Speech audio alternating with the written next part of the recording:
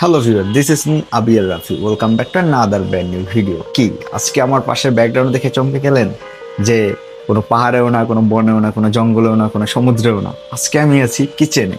কিচেনে থাকার একটা প্রধান কারণ হচ্ছে আজকে বাইরের ওয়েদার খুবই খারাপ। বাইরে প্রচুর পরিমাণ বৃষ্টি হচ্ছে। তো বাসায় বসে কি করব, বাসায় বসে ভালো লাগতেছিল না। তো চিন্তা করলাম আজকে কিছু রান্না করি। তো রান্না করার কথা চিন্তা করতে করতে হঠাৎ মাস্টার আসলো যে না, চাইলেই তো আমি এখন চিকেন ফ্রাই করতে পারি। তো আজকে আমি চিকেন ফ্রাই করতেছি এবং চিকেন ফ্রাই কিভাবে করতেছি এবং এর প্রসেসিংটা সম্পূর্ণ আমি আজকে আপনাদের ভিডিওতে দেখাতে চলেছি। তো চলুন আজকে ভিডিওটি শুরু করা যাক। চিকেন ফ্রাই করার জন্য এখানে আমি প্রথমে 1.5 কেজি পরিমাণে ফ্রেশ চিকেন নিয়ে নিয়েছি এবং চিকেনগুলো যাতে খুব ভালোভাবে ম্যারিনেট হয় তাই পরিষ্কার করে ধোয়ার পরে এগুলো হচ্ছে আমি কাঁটা চামচ দিয়ে ভালোভাবে কেচে নিচ্ছি, যার ফলে এটা খুব সুন্দরভাবে ম্যারিনেট হবে। চিকেন ম্যারিনেট করার জন্য একটি ফ্রেশ পাত্রে প্রথমেই 1.5 চামচ পরিমাণ রসুন বাটা, জিরা বাটা, আদা বাটা এবং সর্বশেষে হচ্ছে 2 চামচ পরিমাণে পেঁয়াজ বাটা এবং সয়া সস,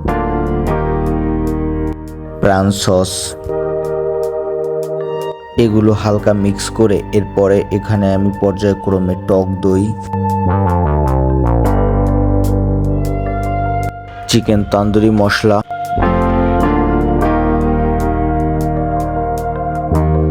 আনুমানিক 3 থেকে 4 চামচ সরিষার তেল, পরিমাণ মতো লবণ এবং অল্প কিছু পরিমাণে চিনি এখানে একসাথে মিক্স করব।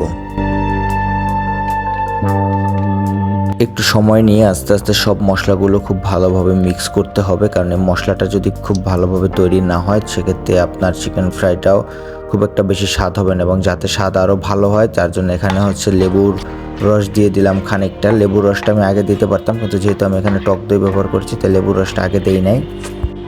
আমার মশলা তৈরি হয়ে গেছে তাই আগে থেকে এখানে রেখে দেওয়া সেই চিকেনগুলো এখানে একে একে আমি এই মশলার সাথে খুব ভালোভাবে হচ্ছে মেখে ম্যারিনেট করার জন্য ফ্রিজে রেখে দিব।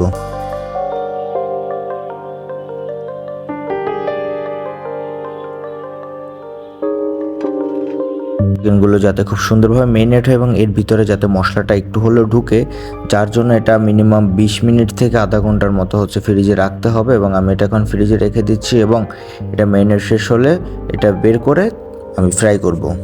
ঘরে বসে বসে বোর না হয়ে আপনিও চাইলে এরকম কিছু না কিছু একটা ট্রাই করতেই পারেন। এবং আপনার পছন্দের খাবার কোনটি আপনি চাইলে সেটা কমেন্টসে আমাকে জানাতেও পারেন। ম্যারিনেট করা চিকেনগুলো ফ্রাই করার জন্য প্রথমে আমি চুলো জ্বালিয়ে নিয়েছি এবং একটি ফ্রেশ পাত্রে হচ্ছে আমি তেল গরম করে নিচ্ছি।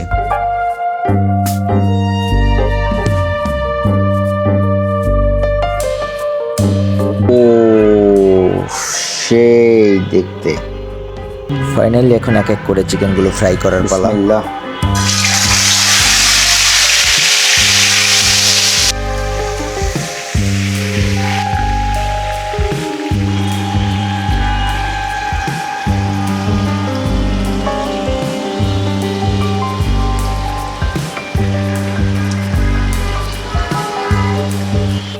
আর এরকমের একটা চিকেন ফ্রাই দেখলে আপনার জিভে পানি আসতে বাধ্য।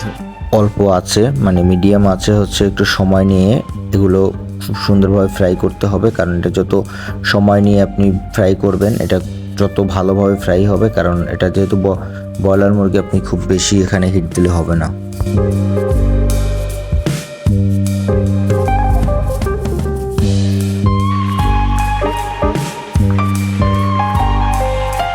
এই দৃশ্য দেখার পর মাথার মধ্যে শুধু এতটুকুই ঘুরতেছে যে কখন খাবো কখন খাবো কখন খাবো, আর মনে হয় শেষই হচ্ছে না।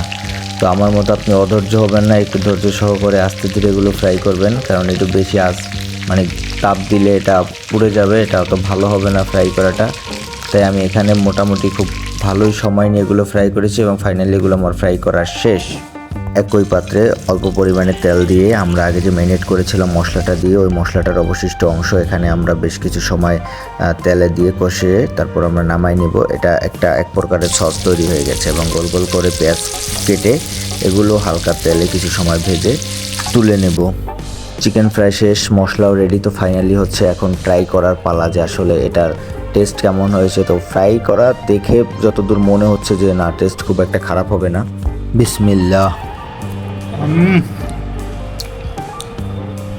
খাবারটা যে এত বেশি মজা হবে এটা কল্পনায় ছিল না। উফ, আমার নিজের হাতের রান্না এখন নিজের পা ধরে নিজের সালাম করতে মন চাইতেছে, যা আমি এত সুন্দর রান্না করতে পারি। বাসায় আজাইরা বসে না থেকে চাইলে আপনি আমার মতো আবুল ভাইয়ের স্পেশাল চিকেন ফ্রাই তৈরি করতে পারেন।